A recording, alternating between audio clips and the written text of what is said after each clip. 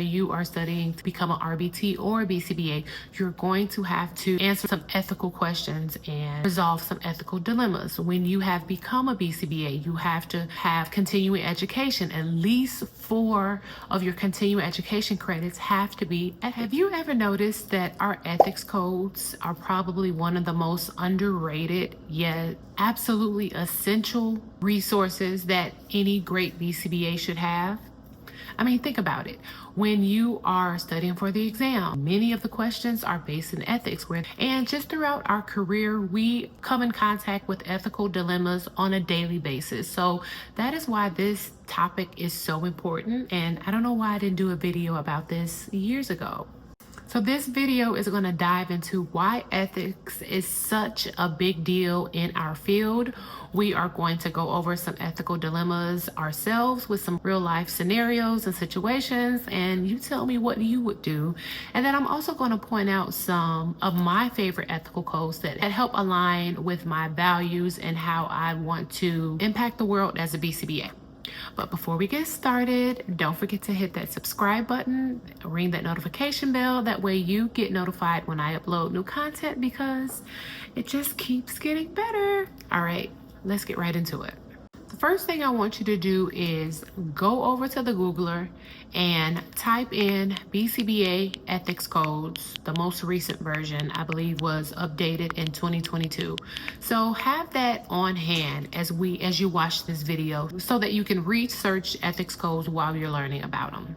That always helps me to just have it printed out or have it readily available. So the board recognizes that we as behavior analysts, we are a diverse group. We don't all look the same, but even more importantly, we work with an even more diverse group of people. So these ethical codes help to keep us in line with making sure we are providing the best possible service ever, and also making sure that our implicit biases are not getting in the way of providing that service. It starts by stating our core principles like benefit others. Behavior analysts work to maximize benefits and do no harm. Behave with integrity. Treat others with compassion, dignity, and respect. Ensure their competence. So that's another thing. You can't just be nice and kind as a BCBA. You also have to be competent. And that goes the other way. You can't just be competent without being compassionate and treating others with dignity. It all goes hand in hand. And integrity, right? A lot of us work alone. A lot of us, our supervisors are not there all the time. Will you behave ethically even when no one is watching? Then our ethics codes goes into a glossary of some really key terms that you may want to become familiar with. For example, the very first word, assent. It wasn't until recently I even heard of the word assent. We've all heard of the word consent, right? We need consent before we start practicing. We need consent for everything. But how about those individuals who are not old enough to give consent, or who are not their own guardians? That's their willingness to participate, even if they don't sign off on it or have vocal verbal language. The list goes on and on with behavior terms, but that was one of my favorite ones, so I just wanted to highlight it. Another word that I think is very important to identify is the term client. Sometimes we think of our client as just the kiddo that we see on a daily basis. The stakeholders, the parents can be considered the clients. If you were hired by the school can be considered your client as well.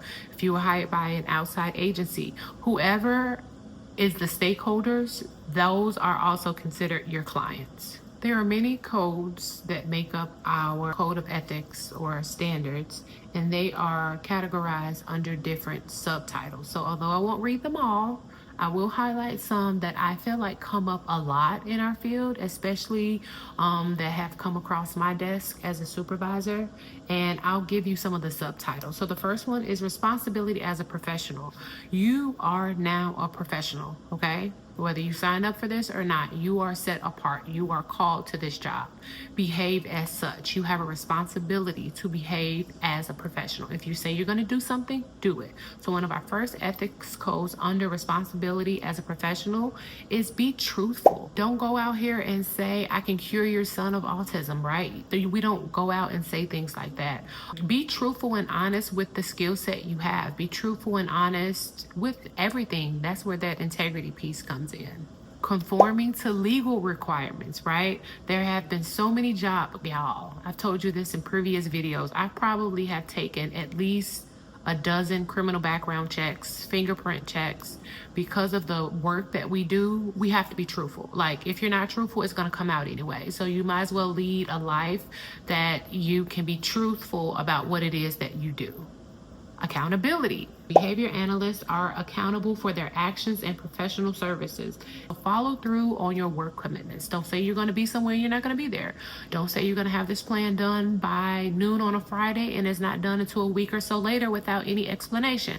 Once again, we're professionals, so behave as such. Imagine you went to your doctor's office and your doctor wasn't there and nobody called you and said that they had to reschedule, or they just gave like icky, unprofessional vibes, right? So because we are a field that not a lot of people know about, it's very important that we all behave in a professional manner. So that helps propel the field forward in a positive way. Maintaining competence. So just because you passed your BCBA exam or just because you passed your RBT exam, you can't just go out and practice for the rest of your life. No, we are obligated to maintain our competence by obtaining CEUs, going to professional conferences, going to trainings, having mentors, sitting with other professionals within and across different fields, especially if we want to broaden our skill set. And we can also do this by reading relevant literature. It wasn't until about a year ago that I realized that we have access to all of the latest research and literature right here on the BACB website. And I didn't even know it. So I'll show you that during this video because that is another way that you can maintain your competence. Cultural responsiveness and diversity. So let me tell you, I've been a BCBA for quite some time, and this code was not always in there, along with 1.10 awareness of personal biases and challenges. So I love that they are adding this because, as I mentioned, we work with one of the most diverse population out there. So if we don't have ethical codes that are holding us accountable to make sure that we are attending trainings to learn more about different cultures and how to respond to different cultures, how does that affect our practice? If we're going into people's homes, we are making them conform to what our cultural norms are instead of understanding what is a societal or cultural norm of theirs. And then also identifying that we all have biases that we bring to the table. You have to recognize those biases so they don't impede or impact the way that you provide services. Another one of my favorites is code 1.10, awareness of personal biases and challenges. So I'm going to use like a very simple example, but we can take this all the way up in severity. A personal bias of mine is I like to stay clean, right? I don't really like dirt or germs or anything like that. So let's say I was working with a kiddo and we were outside and the kid is like, oh my gosh, it's a muddy puddle. I'm going to go jump in it. And they go to jump in the muddy puddle and I'm like, no, puddles are not for jumping. We have to walk around the puddle. We don't want to get dirty. That is me putting my bias onto that family or onto that individual. Just because in my family or it's my personal preference that we keep our clothes clean, puddles are not to jump in or dirt is not to play with. That's just a personal bias of mine. So me having to identify that even a small bias like not playing in dirt or mud, whatever bias I have can interfere with the way that I provide services. It's our obligation to recognize that we all have them and to make certain steps in order to resolve interference. Multiple relationships. This one comes up so much because I am on social media a lot talking about autism awareness, autism acceptance, special needs, therapy, just all the things. So I get a lot of direct messages, phone calls from family members, friends, old high school people that I used to know asking me if I would provide therapy for their child. And my first response is that would be a multiple role, but I can direct you to someone else who doesn't have that conflict of interest. So conflict of interest and multiple role, they are two of our ethical codes, and they can go hand in hand, right? And this can happen so easily. It could be something like your hairdresser, right? You talk to your hairdresser every 2 weeks. You're telling them about what you do. Then all of a sudden they're like, "Oh, can you provide ABA services for my son?"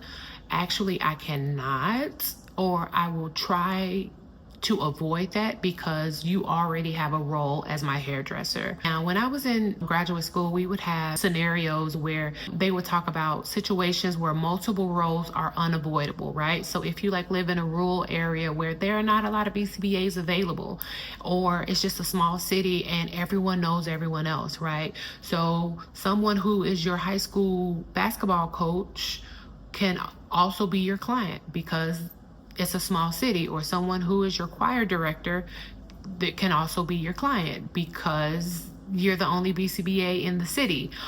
So those are situations where it's almost unavoidable, but you still can take some proper precautions to make sure there is not an exploitative relationship, and try to get out of that multiple role as much as possible. So if you have to leave the choir because it's becoming too much, like the multiple role is becoming too much, then you may need to leave the choir. Do I have to quit the choir? I got a lot of reasons I can't, but I gotta leave the choir. Giving and receiving gifts. Now, this is a big one. I've been in the field for so many years, and actually the most gifts that I've ever received are actually handmade, and they were made by my clients. So they drew me a picture, they crocheted me a hat or something special that they wanted to show me or give to me. That's when there is a monetary value on the gifts that we can give and receive. So our clients are going to want to give us gifts. Their parents are going to want to give us gifts. Some of them feel like, I'm just so appreciative. Like, I give my kids teachers gifts. I give the bus driver gifts. Like, we as parents, we're just appreciative. But there is a number value here, and that's $10. So we cannot receive or give a gift over $10. And if they do give us a huge gift, we could just let them know, I really, really appreciate you for this, although I can't accept it. And just kind of let them know why, because sometimes when you refuse someone's gift, it can be going against their culture or some of their cultural norms, right? So you also want to keep that in mind, right? You don't want to adhere to one ethical code while violating another. So just explain why you can't receive that gift, and maybe give them a list of things under $10 next time if they really, really want to give you something. Then we go into responsibility in practice, which really goes into making sure that we are implementing the most effective procedure, making sure we are using data and making data-driven decisions, making sure that we are making changes to the behavior plan when it's no longer effective. Timeliness, the plan needs to be in on time. Protecting confidentiality, that is a big one. That is why out of all of the videos I made, you don't hear me mentioning clients' names. You don't see them in my videos because we have to maintain that confidentiality. So if you want me to make a video where I go through every single ethical code and we just kind of dive into how you would approach a situation like this, just comment below, right? That'll have to be a whole nother video, but I want to get into how do we apply some of these skills. So let's go into a quick scenario and see what ethical codes are potentially being violated here. As a BCBA is working with a non-vocal verbal autistic child whose family primarily speaks in Spanish. However, the BCBA doesn't provide resources or interventions in their native language, and the parents feel left out of the process. What ethical codes are potentially being violated here? So, like I said, bring up your ethics codes, go through them, see if you can find, there's at least one, but I can see a couple. What ethical codes are being violated here? Involving clients in decisions, right? How are you going to involve them in decisions if you're not speaking their language? And sometimes that could be any language, right? If we are only speaking in behavior jargon, if we're explaining our sessions and we're only using behavior jargon, is that speaking a parent's language? I remember I had a whole caseload of individuals who were deaf and blind, and I had to learn sign language. I had to come up with picture cards. I had to hire interpreters that would come in during the BMC meetings and the IEPs, because it would be going against my ethical codes if I continued just to talk and nobody in the room knew what I was talking about, right? Like, that only serves me. So these ethics codes are here to make sure that we are providing the best service to the stakeholders in general. So the ethical code being violated here is they're not able to be involved in that decision making because they don't know what you're talking about. Another ethical code that can be in violation is 2.08, communicating about service. They need to know what's going on with their kid. How are you communicating? Are you communicating in a language that they are able to receive? I just did this really big training in a few different professional conferences last year, and it's called Stop Preaching to the Choir. And it pretty much speaks to, in behavior analysis, sometimes we talk just to hear ourselves talk. We talk just to impress other BCBAs in the field. But what is that doing for the people that we serve? We need to stop only talking to the people who already have buy-in. We need to stop talking to the people who already know about this science. And how are you adjusting your language and your terminology to make sure that the people you are servicing understand what it is that you're saying? A culturally responsive approach could look like this: using interpreters or translators during your sessions to make sure everything is communicated effectively. You can also create materials that have both English and Spanish on them so that when you leave, they can continue to run those sessions. Create your behavior plan and then get some type of translator app and translate your behavior plan to a different language, and then have someone who speaks that native language review it to make sure that everything has translated well before you give it to the family. Provide training to the caregivers that is accessible to them. So whatever they need, teach them the way they need to be taught. And then you can also advocate for agency-wide policies and changes, right? You can't do it all, and you're not going to be the only person who comes across this dilemma where you guys aren't speaking the same language. So maybe as an agency, they should have materials in several different languages. Just like we have a lot of picture cards with sign language on it, can we have those in different languages? Can we have those with Braille? Example is if a BCBA or an RBT is working specifically with an individual on eye contact, right? You're targeting eye contact, you want to increase that eye contact, just because that's what the paper says that you should do, without identifying that in that particular culture, if a child gives direct eye contact to an elder, that is considered disrespect. So you may want to know those things about the culture before you target eye contact as a behavior for increase, right? If that's what the paper says you should be working on, then that's when we adjust it to meet the needs of the culture. I've seen some skill acquisitions that said, you should wash your hair every day. Yeah, depending on what culture you're in. Some people wash their hair every day. Some cultures, like me, we wash our hair maybe every week, right? So it's very important that when you are going into these spaces that you are aware of what they value, what their culture is, what their rituals and routines are. But then we can integrate our ABA approaches and the practices and strategies to help strengthen whatever goals that they already have. Our job is not for them to conform to a Western-centric idea. That's not the goal. The goal is for them to have the best quality of life, and that the behaviors that they improve are socially valid for that environment. just come in asking questions first. There are some cultural responsive assessments that you can make that you probably should start with, along with some other assessments that we typically do, like the FBA or the ABLES, the AFLs. Include a cultural responsive assessment, include a cultural humility assessment, so that you can get more insight as to what the family really wants.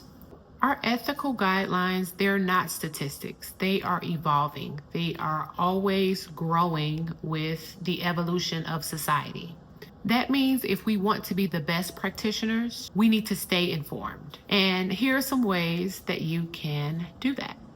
Always stay updated on the most recent BCBA or BACB ethical code, right? Sometimes they update it. Like I mentioned, when I was first starting off in this field, we were on a whole different code, right? So now we're on a different code. Always stay updated on the most recent ethical code.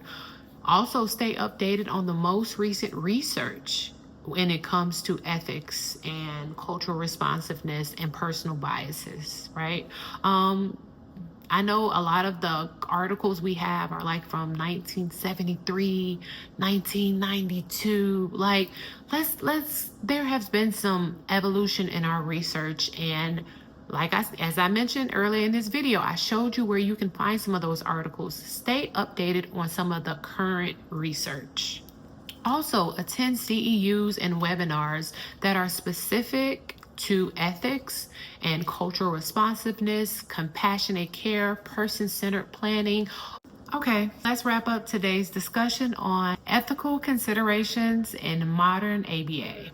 Let me know down in the comments if you face any ethical dilemmas and how did you handle that? Please don't forget to like and subscribe to this video if you got anything at all from the content. Don't be afraid to save this video, watch it over and over again if you are having some difficulties with certain ethical codes. And remember, if you want me to go through all of the ethical codes, I have time. So just comment below and I will comment back. All right, I can't wait to see you on the next one. Bye.